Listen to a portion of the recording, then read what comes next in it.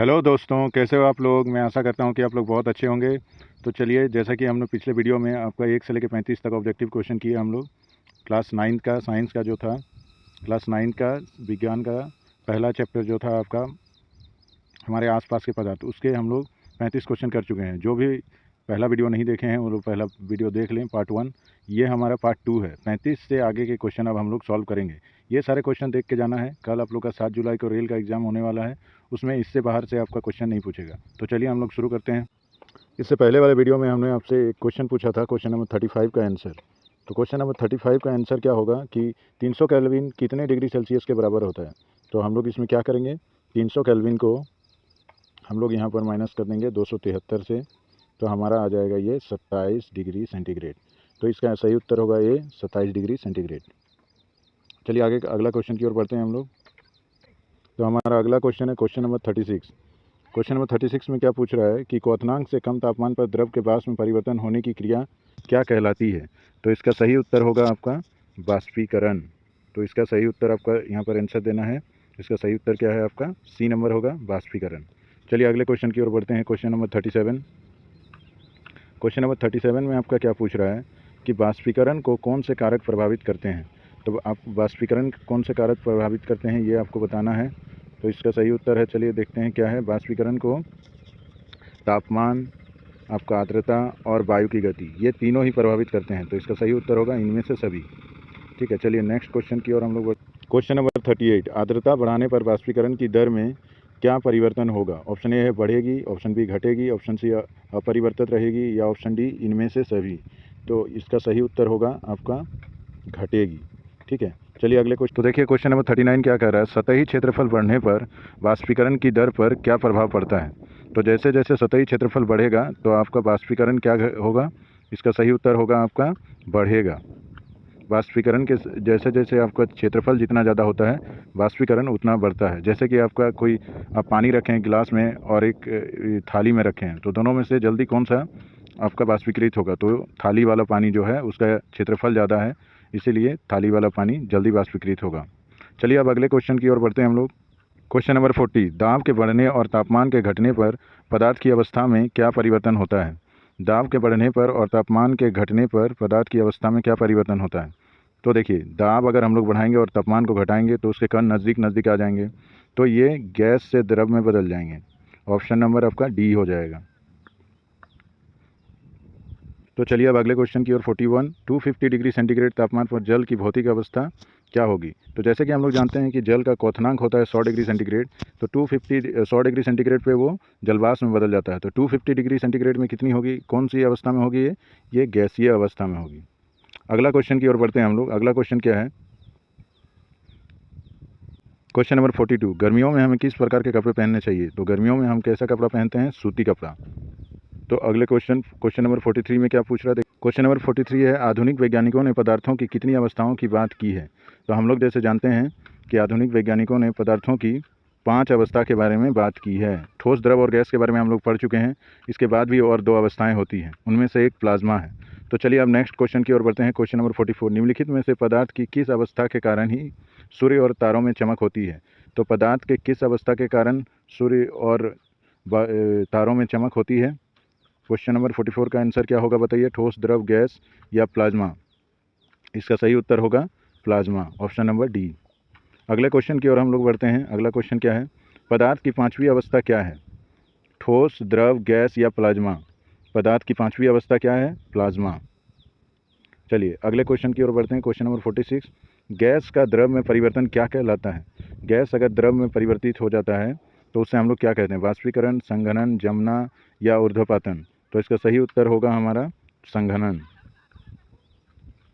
जैसे आपका जो बादल होता है वो जम के वर्षा के रूप में गिरती है।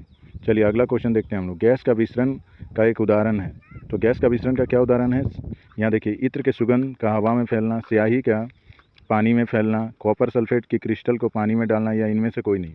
तो इत्र होता है जो हमारा सेंट होता है, और उसका सुगंध जो है वो हवा में फैलता है। तो ये दोनों ही गैस है, तो गैस का विसरण है ये। अगला देखते हैं क्वेश्चन नंबर 48। 200 डिग्री केल्विन तापमान बराबर कितनी होगी। ए है -73 डिग्री सेंटीग्रेड, बी है 73 डिग्री सेंटीग्रेड, सी है और डी है 27।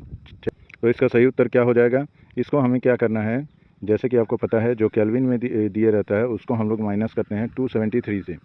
तो केल्विन 200 को -273 से करेंगे तो क्या आ जाएगा? -73 degree centigrade. Option A answer होगा। तो चलिए अब क्वेश्चन नंबर 49 देखते हैं। शुद्ध जल का क्वथनांक होता है, शुद्ध जल का क्वथनांक कितना होगा? ये आप लोग को पता है, शुद्ध जल का क्वथनांक होता है आपका 100 डिग्री सेंटीग्रेड। तो 100 डिग्री सेंटीग्रेड को यहाँ केल्विन में हमारा ऑप्शन दिया हुआ है, तो हम लोग 273 से 100 को जोड़ देंगे तो कितना आ जाएगा हमारा? ये आ जाएगा हमारा 373 केल्विन। तो इसका सही उत्तर क्या होगा? 373 केल्विन। चलिए आगे देखते हैं क्वेश्चन नंबर 50 में क्या पूछ रहा है। 0 डिग्री सेल्सियस बराबर कितना होगा? जैसा कि हम लोग सबको पता है 273 केल्विन होता है 0 डिग्री बराबर। क्वेश्चन नंबर 51, गुप्त ऊष्मा का मात्रक क्या है? देखिए ये ऊष्मा है तो इसका मात्रक यहाँ दिया हुआ calorie, joule, joule per KG या कैलोरी केजी। तो गुप्त ऊष्मा का मात्रक क्या हो जाएगा? Joule per KG. ये याद रखिएगा, ये ऐसा ही मात्रक पूछा जाता है। क्वेश्चन नंबर 52, 1 कैलोरी बराबर कितना होता है? तो यहाँ ऑप्शन दिया हुआ 1 जूल, 4.8 जूल, 0.24 जूल या इनमें से कोई नहीं। तो इसका सही उत्तर होगा आपका 4.18 जूल। चलिए अब अगला क्वेश्चन देखते हैं। क्वेश्चन नंबर 53, पदार्थ के विभिन्न अवस्थाओं में अंतरानुक बल का क्रम बढ़ता है। ठीक है, जैसे जैसे हम लोग का ठोस से द्रव, द्रव से गैस की ओर जाते हैं तो उनका अंतरानुक बल जो है वो बढ़ेगा, घटता है। ठोस से द्रव में जाएंगे तो घट जाएगा तो वो दूर दूर हो जाएंगे, फिर गैस में बदलेगा तो और घट जाएंगे तो और दूर दूर जाएंगे। तो हम लोग को यहाँ पूछ रहा है कि पदार्थ के विभिन्न अवस्थाओं में अंतरानुक बल का बढ़ता क्रम, मतलब कम से ज़्यादा। तो सबसे कम होता है गैस में, फिर द्रव में, फिर ठोस में। तो इसका सही उत्तर कौन सा होगा? ऑप्शन नंबर बी, गैस, द्रव और ठोस। तो चलिए अब अगले क्वेश्चन की ओर बढ़ते हैं। क्वेश्चन नंबर 54, बर्फ़ के गलन की गुप्त ऊष्मा कितनी होती है? तो यहाँ ऑप्शन में दिया हुआ है 335 kilo joule per kg, 2260 kilo joule per kg. C option है 322 किलो जूल पर केजी या इनमें से कोई नहीं। बर्फ़ के गलन की गुप्त ऊष्मा, तो इसका सही उत्तर होगा आपका 335 किलो जूल पर केजी। हमारा अगला क्वेश्चन है क्वेश्चन नंबर 55, प्रकृति में कौन सा पदार्थ ठोस, द्रव और गैस 3 अवस्थाओं में पाया जाता है? तो जैसे कि हम लोग जानते हैं कि जो हमारा जल है वो तीनों अवस्थाओं में पाया जाता है। चलिए अब अगला क्वेश्चन देखते हैं। क्वेश्चन नंबर 56, निम्न में से सबसे कम घनत्व किसका है? पानी, लोहा, रुई या शहद? जिसका घनत्व कम होता है वो ऊपर में तैरने लगता है। तो इसका सही उत्तर क्या होगा आपका? रुई। रुई देखिए सबसे हल्का है, इसलिए इसका घनत्व सबसे कम है। क्वेश्चन नंबर 57, निम्न में कौन पदार्थ का गुण नहीं है? घनत्व, संपीड़िता, विसरण या तरंग धैर्य? देखिए तरंग धैर्य के बारे में हम लोग नहीं पढ़े इस चैप्टर में, इसलिए इसका यहाँ पर उत्तर होगा। देखिए पदार्थ में घनत्व भी होता है, संपीड़िता भी होता है और विसरण भी होता है, तो तरंग धैर्य इसका सही उत्तर होगा। क्वेश्चन नंबर 58, वाष्पन की प्रक्रिया से उत्पन्न होती है गर्मी, शीतलता, ताप में वृद्धि या इनमें से कोई नहीं। तो इसका सही उत्तर होगा वाष्पन से हमें शीतलता प्रदान होती है, शीतलता का अनुभव होता है। चलिए देखते हैं क्वेश्चन नंबर 59, गर्म करने पर गैस का आयतन क्या होता है? गर्म करने पर गैस का आयतन बढ़ जाता है, घट जाता है, अपरिवर्तित रहता है यानी कि चेंज नहीं होता। डी नंबर इनमें से कोई नहीं। तो इसका सही उत्तर क्या होगा? इसका सही उत्तर है इसका जो है गैस का आयतन वो क्या हो जाएगा? बढ़ जाएगा। चलिए क्वेश्चन नंबर 60 देखते हैं क्या दिया हुआ है। दिए गए चित्र में पदार्थ के किस अवस्था के कणों को दिखाया गया है? तो देखिए इसमें आपका जो दिख रहा है चित्र में कि जो पदार्थ के कण हैं वो थोड़ा दूर दूर हैं, इनमें रिक्त स्थान है। तो जैसे कि ठोस में बहुत नज़दीक होते हैं, गैस में थोड़ा दूर दूर होता है, द्रव में थोड़ा दूर दूर होता है उससे ज़्यादा ठोस से, और गैस में बहुत दूर दूर होते हैं। तो यहाँ पर ये जो दिख रहे हैं आपके चित्र में, ये कौन सी अवस्था दर्शा रही है? ये है द्रव अवस्था। ठीक है। क्वेश्चन नंबर 61 में क्या पूछ रहा है, निम्न में से किसके कारण गर्मियों में घड़े का जल ठंडा होता है? तो इसका सही उत्तर है आपका, इसका आंसर होगा, देखिए ऑप्शन में क्या क्या, बाष्पीकरण, ऊर्ध्वपातन, संघनन या संगलन। तो ये जो है ऑप्शन बी, सी और डी तो नहीं होगा, इसका सही उत्तर होगा आपका बाष्पीकरण के कारण घड़ा में पानी ठंडा रहता है, option number A. Question number 62, सौरमंडल में प्लाज्मा अवस्था का उत्पत्ति का कारण क्या है? तो इसका ऑप्शन है निम्न ताप, उच्च ताप, उच्च दाब या उपरोक्त सभी। तो इसका सही उत्तर होगा उच्च ताप। क्वेश्चन नंबर 63 क्या पूछ रहा है, निम्न में से किसका ऊर्ध्वपातन होता है? गंधक यानी कि सल्फर का, आयोडीन, मैग्नीशियम या ब्रोमीन का? तो इसका सही उत्तर होगा आयोडीन। आयोडीन का ऊर्ध्वपातन होता है। क्वेश्चन नंबर 64, निम्न में से किस अवस्था में अणुओं की ऊर्जा अधिकतम होती है? ठोस में, द्रव में, गैस में या इनमें से कोई नहीं। तो इसका सही उत्तर होगा सबसे ज़्यादा अणुओं में ऊर्जा किस में होती है? गैस में होती है। क्वेश्चन नंबर 65, बर्फ़ का एक टुकड़ा जल की सतह पर तैरता रहता है क्योंकि क्योंकि बर्फ़ का घनत्व जो है वो जल से कम होता है। तो देखिए इसका ऑप्शन कौन सा है, ऑप्शन नंबर सी। तो 65 का क्या आंसर हो जाएगा, बर्फ़ का घनत्व जल से कम होता है। चलिए अगले क्वेश्चन की ओर बढ़ते हैं। हमारा अगला क्वेश्चन है क्वेश्चन नंबर 66। जब वाष्प संघनित होता है तो क्या होता है। वाष्प अगर संघनित होगा, जम जाएगा, तो क्या होगा। ऑप्शन ए है यह ऊष्मा अवशोषित करती है, आपका ऑप्शन बी है यह ऊष्मा उत्सर्जित करती है, ऑप्शन सी है उसका ताप बढ़ जाता है, या ऑप्शन डी उसका ताप घट जाता है। तो इसका सही उत्तर होगा आपका ऑप्शन नंबर डी, उसका ताप घट जाता है। ऑप्शन नंबर डी इसका आंसर होगा, उसका ताप घट जाता है। तो चलिए अब अगले क्वेश्चन नंबर 67। जल के वाष्पन की गुप्त ऊष्मा होती है 335 किलो जूल पर के जी, 2260 किलो जूल पर के जी, 322 किलो जूल पर के जी, या 2290 किलो जूल पर के जी। तो इसका सही उत्तर होगा option number B, 2260 kilo joule per K जी। चलिए क्वेश्चन नंबर 68 देखते हैं। अगरबत्ती की सुगंध आपको दूर से ही मिलती है, इससे पदार्थ के किस गुण का पता चलता है। तो अगरबत्ती जो है वो वायु में विसरित हो जाती है, जिसके कारण उसको वो दूर दूर तक फैल जाती है।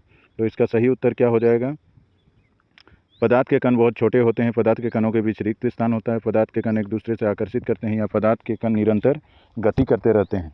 तो इसका सही उत्तर है आपका डी, पदार्थ के कण निरंतर गति करते रहते हैं, इसलिए जो सुगंध है अगरबत्ती की वो वायु में विसरित होकर दूर दूर तक फैलती है। तो चलिए क्वेश्चन नंबर 69 देखते हैं। गर्म करने पर गैस का आयतन क्या होता है, बढ़ता है, घटता है, अपरिवर्तित रहता है, या इनमें से कोई नहीं। तो इसका सही उत्तर होगा गर्म करने पर गैस का आयतन क्या हो जाएगा, बढ़ जाएगा। तो चलिए अब अगला और अंतिम प्रश्न की ओर बढ़ते हैं। दिए गए चित्र द्वारा किस प्रकार प्रक्रिया को दर्शाया गया है। तो आप लोग यहाँ देख रहे हैं एक रुई का टुकड़ा है, उल्टा हुआ रखा कीप है यहाँ पर, और ठोस बना अमोनियम क्लोराइड है, बाष्प बना अमोनियम क्लोराइड है, और यहाँ चीनी का प्याली रखा हुआ है। तो आपको इसका ऑप्शन देखना है और इसका सही उत्तर देना है, क्या होगा। तो इसका उत्तर देख लीजिए क्या क्या है ऑप्शन में आपका, अमोनियम क्लोराइड का वाष्पीकरण, अमोनियम क्लोराइड का संघनन, अमोनियम क्लोराइड का ऊर्ध्वपातन, या इनमें से कोई नहीं। हम लोग जैसे जानते हैं कि अमोनियम क्लोराइड जो है उसका क्या हो जाता है, ऊर्ध्वपातन, ठीक है, यानी कि ये ठोस से सीधे गैसीय अवस्था में बदल जाता है। तो इस प्रकार हमने ये 70 क्वेश्चन पूरे कर लिए हैं इस चैप्टर के। जो पहले वीडियो नहीं देखे हैं, फर्स्ट पार्ट इसका वो ज़रूर देखें, और उसके बाद इस पार्ट को देखें, तो आपके सारे क्वेश्चन जो हैं ऑब्जेक्टिव के इस चैप्टर से पूरे हो जाएंगे। इससे बाहर से आपका क्वेश्चन नहीं पूछेगा जैक बोर्ड। तो आप लोग अच्छा से तैयारी कीजिए, और कल का जो एग्ज़ाम है वो अच्छा से दीजिए साइंस का। इसके सब्जेक्टिव ही क्वेश्चन भी आपके इवनिंग में आ जाएंगे, और साथ ही साथ ये जो साइंस का है इसके बाद एसएसटी के भी क्वेश्चन आएंगे। तो आप लोग हमारे साथ जुड़े रहिए और इस चैनल को सब्सक्राइब कीजिए और अपने दोस्तों को ज़रूर शेयर कीजिए। Thank you.